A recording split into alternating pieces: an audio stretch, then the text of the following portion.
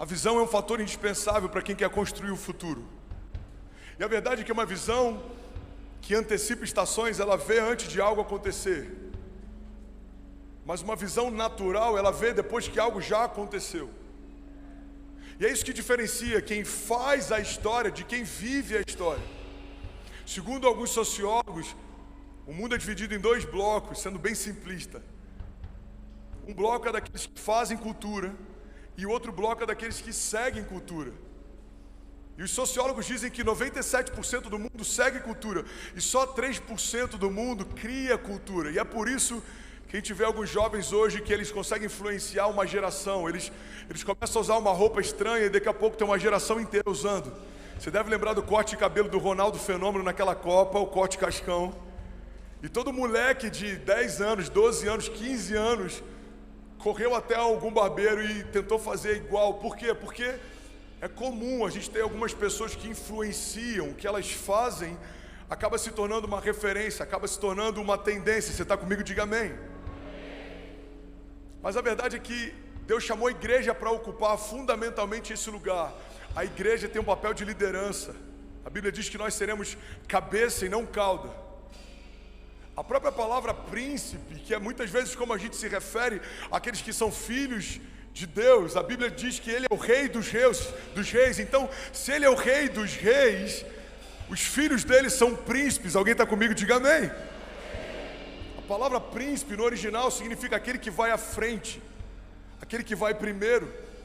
Então, fundamentalmente, a tua jornada de fé precisa ser escrita através de estações em que Deus vai te levar a lugares que ninguém foi, de que Deus vai te mostrar coisas que para ninguém Ele mostrou, de que Deus vai falar com você coisas que ninguém ouviu. Você está comigo? Diga amém. E como que a gente chega lá? Através de uma visão para construir o futuro. Eu quero falar sobre duas coisas fundamentais para a gente viver os milagres que Deus tem para nós. O primeiro pilar que eu quero compartilhar com você é que para a gente carregar essa visão que constrói o futuro, a gente precisa discernir a visão. Fala comigo, eu preciso discernir a visão. Uma visão que não está clara, ela é tão ruim quanto visão nenhuma. Eu lembro uma vez, o Conrado comentou uma briga que ele teve com o Luiz Hermínio, o apóstolo Luiz Hermínio. Eles estavam na Flórida, indo de uma cidade para outra ministrar. E aí o Conrado falava sem parar, e ele falava, e ele falava, e ele falava. E aí o Conrado disse que em algum momento o Luiz Hermínio interrompeu ele e falou para ele: macho, sabe qual é o problema? Você é muito expansivo, mas você está falando sobre coisas que você ainda não discerniu. E o problema é que quando a gente tenta expandir o que a gente não discerniu, a gente acaba expandindo confusão. Ele falou: você está começando a discernir algumas coisas que Deus está te falando, mas elas ainda estão confusas. Então deixa eu te dar um conselho, macho. E eu queria que você meditasse sobre esse conselho, porque pode fazer sentido para a tua jornada de fé. Ele disse: você primeiro precisa discernir, depois você precisa estabelecer, e aí então você vai expandir. É assim com todo negócio, é assim com toda empresa, é assim com todo homem de Deus. Porque se eu começo a expandir antes de discernir, eu posso expandir confusão. Eu preciso discernir qual é a vontade de Deus para mim, qual é o projeto de Deus para mim, qual é a palavra de Deus para mim, qual é o desígnio de Deus para mim. Para que eu fui chamado? Qual é o dom que eu carrego? O que Deus me deu que Ele não deu para mais ninguém? Qual é a linguagem específica que eu tenho? Quais são os sonhos específicos que Deus me deu? Em que lugar eu me torno diferente dos demais? Em que lugar eu sou mais do mesmo? O que Deus me chamou para me tornar?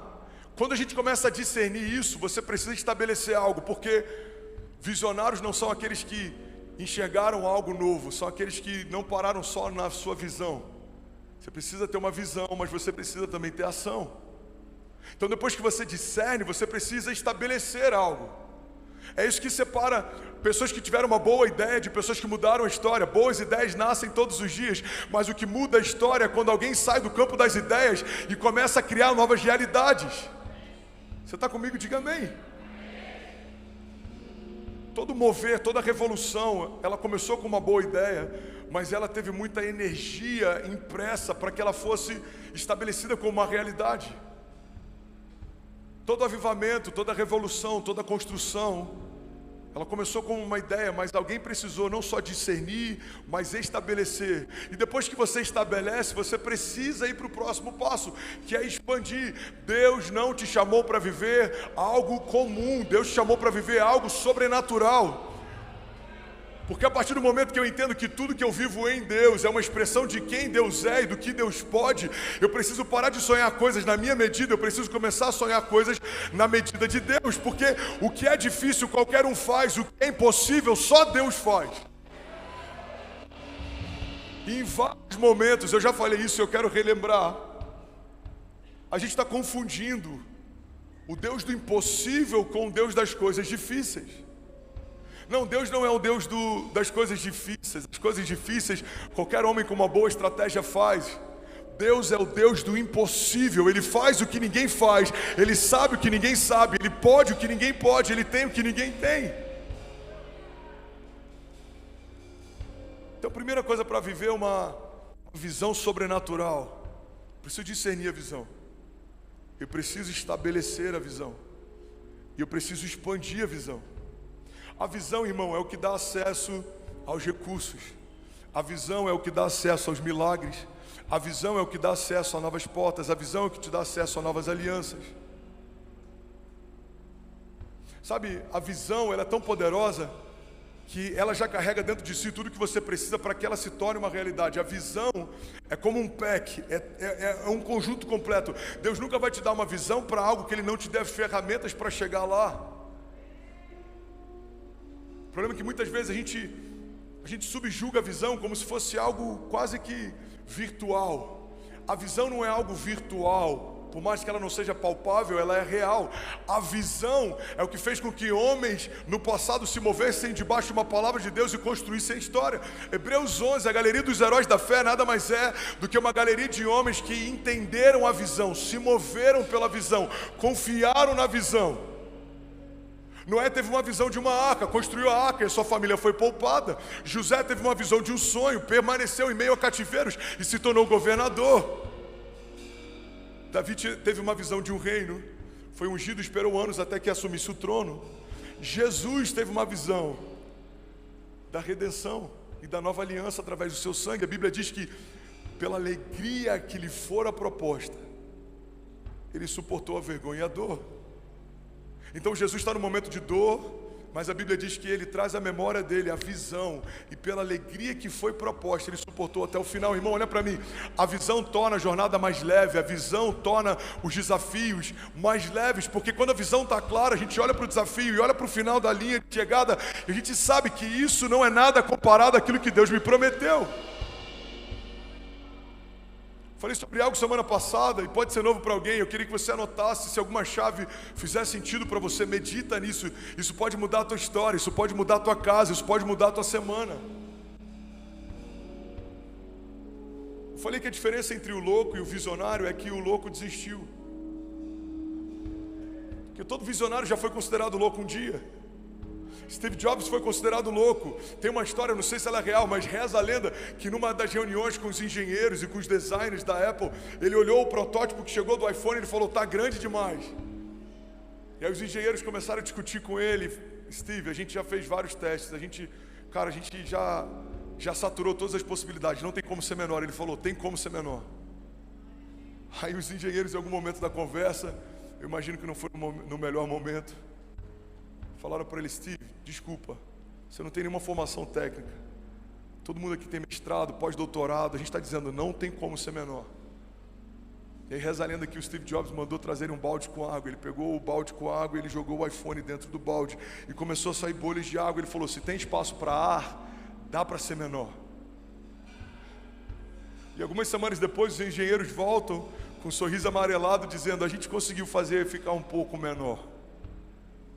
Se ele tivesse parado na primeira barreira, provavelmente algumas coisas que mudaram a tecnologia e a forma como a gente se move hoje não teriam saído do papel. Por quê? Porque a diferença entre um visionário e um louco é que o louco desistiu.